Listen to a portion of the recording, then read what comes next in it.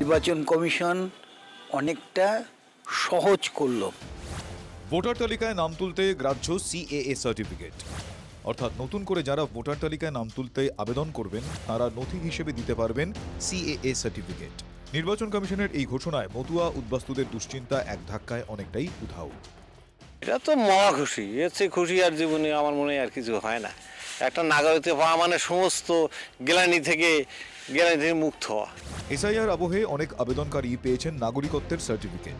নির্বাচন কমিশন জানিয়েছে, সিএএ এর মাধ্যমে যারা নাগরিকত্বের সার্টিফিকেট পেয়েছেন তারা এবার 6 নম্বর ফর্ম পূরণ করতে পারবেন। চূড়ান্ত তালিকা প্রকাশের পর ফর্ম 6 পূরণ করে ভোটার লিস্টে নাম তোলা যাবে। আর যারা নাগরিকত্বের সার্টিফিকেট পেয়েছেন তারা ফর্ম 6 পূরণ করে সার্টিফিকেটের স্ক্যান তার সঙ্গে অ্যাটাচ করে দেবেন। সহজ হলো এবং নিশ্চিন্ত হতে পারলো যে সিএ থাকলে সে নাগরিকত্ব যেমন পেল, ভোটার লিস্টেও তার নামটা উঠে যাবে। 2024 লোকসভা ভোটের আগে গোটা দেশ জুড়ে চালু হয় সংশোধিত নাগরিকত্ব আইন বা সিএএ। নাগরিকত্বের জন্য আবেদন জানাতে তৎপরতা তারপর থেকেই বাড়তে থাকে। এসআইআর আবহে বিজেপি ও কেন্দ্রীয় মন্ত্রী শান্তনু ঠাকুরের মতুয়া মহাসংঘের উদ্যোগে বিভিন্ন জায়গায় শুরু হয় সিএএ ক্যাম্প। আবেদন শুনানি শেষে কেউ কেউ সার্টিফিকেটও পেয়েছেন, কিন্তু তারা ধন্দে ছিলেন ওই সার্টিফিকেট ভোটার তালিকায় নাম তুলতে গ্রাহ্য হবে কিনা। কমিশন স্পষ্ট করে দিয়েছে, খসড়া তালিকায় নাম না থাকলেও নতুন করে ফর্ম 6-এ আবেদন করা যাবে।